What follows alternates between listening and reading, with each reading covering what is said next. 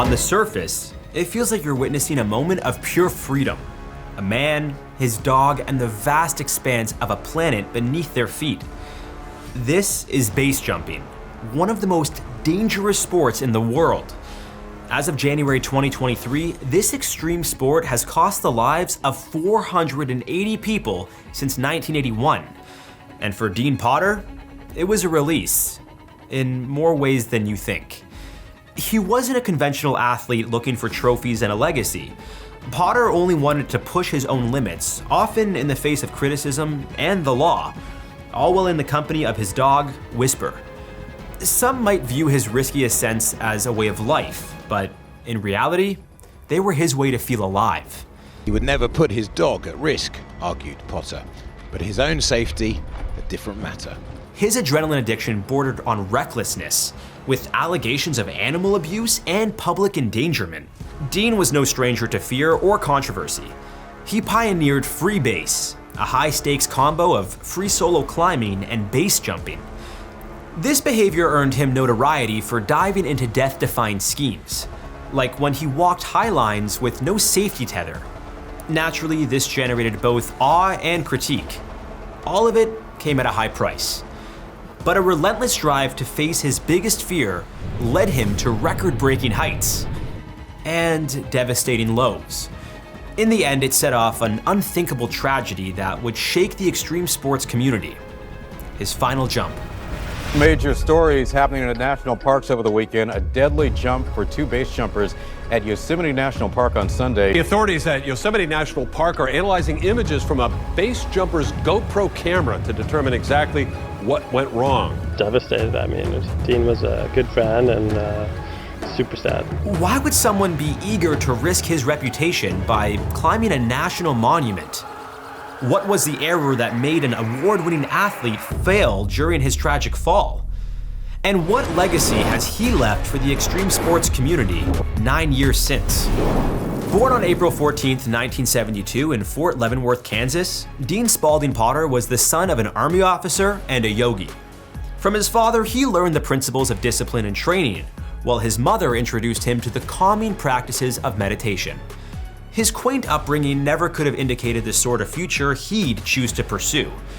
But it was in the quiet woods of New Hampshire where he first discovered his true calling. By the 10th grade, Dean had figured out how to climb in the southern regions of the state all on his own. When I was a little boy, my first memory was a flying dream. In my dream, I flew and I also fell, and I always wondered as I got older if I was, if it was some premonition of me falling to my death. With a peculiar eye for the challenges of a rock face, he embraced this calling in the same way his peers experienced the comfort of solid ground. Even then, Dean wasn't just in it for the rock climbing. For the young adventurer, the fun was in climbing beyond the limit. He pushed himself with every ascent. No how-to manuals or instructors guiding his grip or encouraging balance. He was entirely driven by a need to reach farther, past the summit of what was possible, no matter the cost. Soon enough, Dean's traversal into the extreme gained him recognition. He was elevated to stardom for his speed ascents and free solo climbs, a practice where a climber ascends rock faces without a rope or protective equipment. And later, he gained even more notoriety for his pioneering work in highlining and base jumping. In 2003, he reached a new peak when he was awarded the Laureus World Action Sportsperson of the Year. From Yosemite Valley to Patagonia's wild landscapes, Dean completed some of the most daunting climbs, base jumps, and highline walks attempted in human history. But that thirst for the extreme came at a price. As Dean's stunts became more daring, his breathless ascents began to raise eyebrows. Sponsorships, once plentiful, started to fade. The blurry lines between genius and insanity became less visible with each new slab of rock he hastily scrambled upon. Soon enough, controversy clouded his reputation. It wasn't just his career on the edge, it was his life. And soon that pursuit of greatness would lead him to a fall from which there was no return. Although he famously pioneered many new ideas for climbers and base jumpers, Controversy often followed Dean Potter's traversals. My biggest philosophy is freedom, so yeah, do what you want. If you want to kill yourself, that's unfortunate, but I believe you're free to do so. Take free base climbing, for example. This was Dean's own invention, a fluid mix of free soloing and base jumping. No ropes, no safety nets, just a parachute on his back as his only lifeline in case of a fall. On his 2008 Deep Blue Sea climb, Dean conquered Switzerland's Eiger North Face, a feat that demanded precision, strength, and sheer nerves of steel to scale some of the world's most dangerous routes. While undeniably innovative, free base was also seen as an extremely reckless endeavor. Critics argued that it romanticized high-risk behaviors and encouraged others to take unnecessary risks in the pursuit of gravity-defying adventures. Then there was his love for highlining, a sport where you walk across a slack line stretched hundreds of feet above the ground. Terrifying doesn't even begin to describe what this feels like. The wind levels at those heights, tension from the slack line, a fear of falling. For Dean, those factors weren't enough. He crossed these lines untethered, relying solely on his nerve and balance to stay alive. While fans marveled at the composure needed to achieve this feat, it was a spectacle that teetered too close to disaster. People just think I'm a lunatic or an adrenaline junkie. That's not really what's going on with me. The beauty is mostly what I'm concerned with, and that's really why I'm up here. Perhaps the most polarizing escapade in Dean Potter's dangerous catalog of routines was bringing his beloved dog, Whisper, into the fold.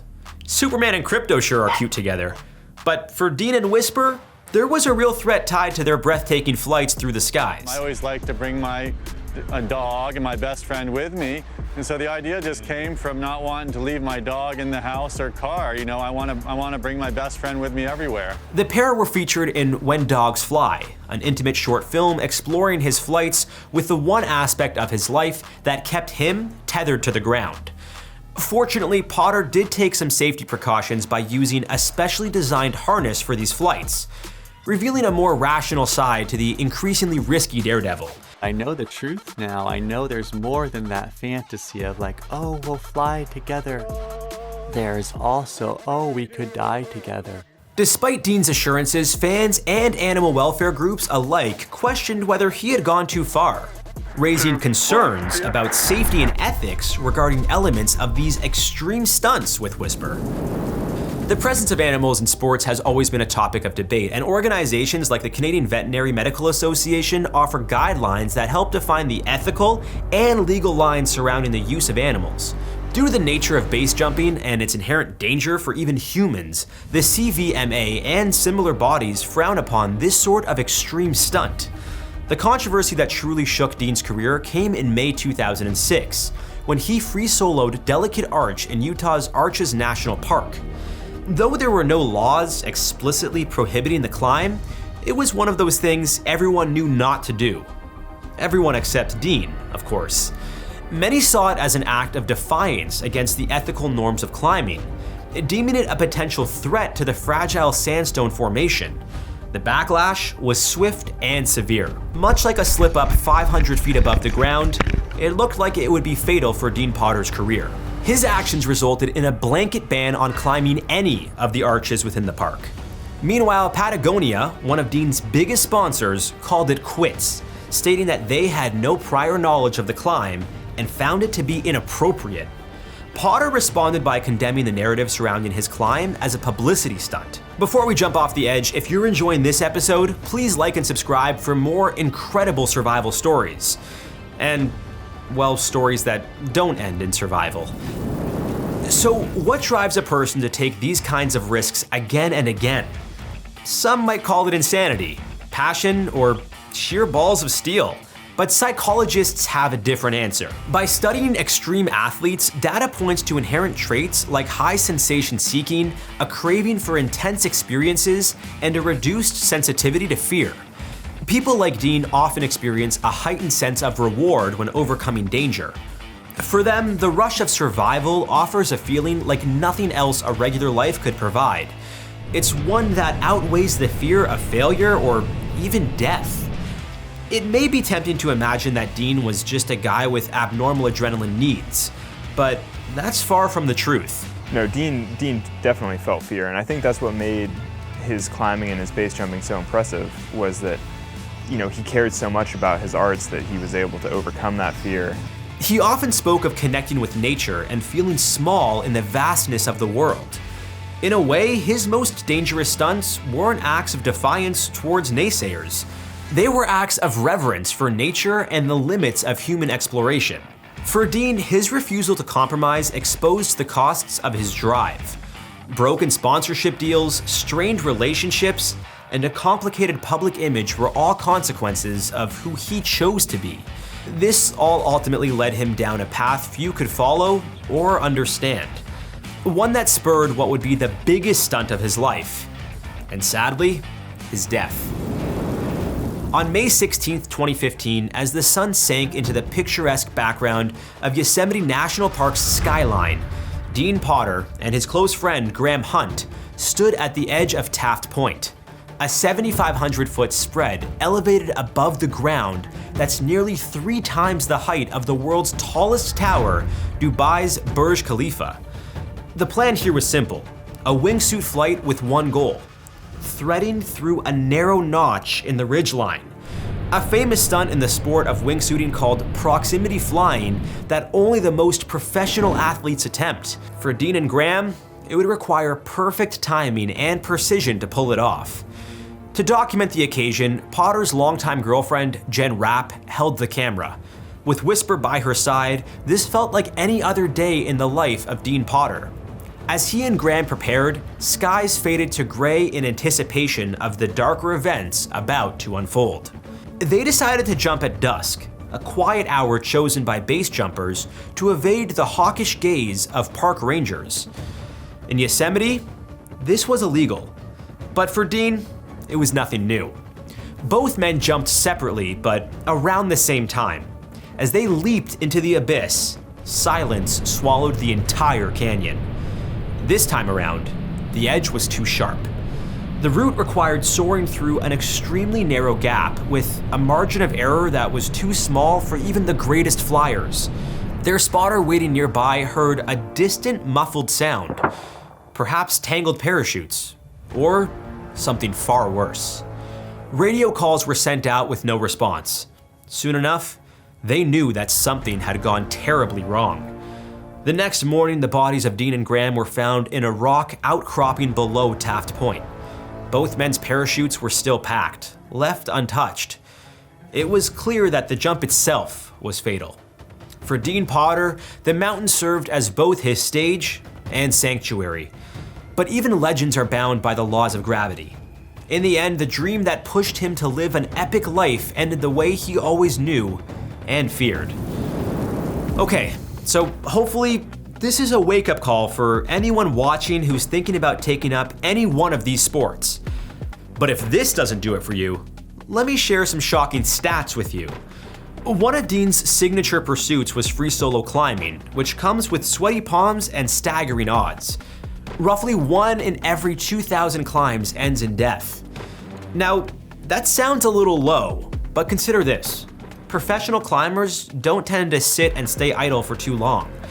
They make hundreds of attempts every year, so the risks compound faster than you might imagine. Falls account for 43% of these fatalities. Avalanches claim 34%. And the rest? Unpredictable factors.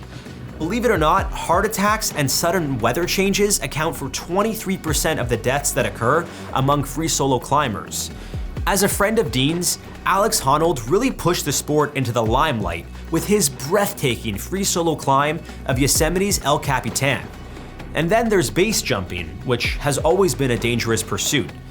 But in 1999, with the introduction of commercial wingsuits, everything changed. Adrenaline levels surged for many excited jumpers, but fatality rates also got a boost. You know, there are people who find it inspirational and laudatory, and there are people who will find it irresponsible and insane. Before the presence of wingsuits, fewer than 5 base jumpers died each year. In 2024, that number has literally skyrocketed to 31, with 16 of them by way of wingsuits. It's no wonder why it has been dubbed the most dangerous sport in the world. Like Dean's tragic last jump, many of these deaths have been the result of the wind abruptly changing direction, causing flyers to spin out of control, or miscalculations when proximity flying close to mountainsides. Estimates show that 1 in every 500 jumps results in death. So how can those who live on the edge stay alive? There is one key factor of preserving the most consistent climbers and base jumpers, and that's respect for the limits.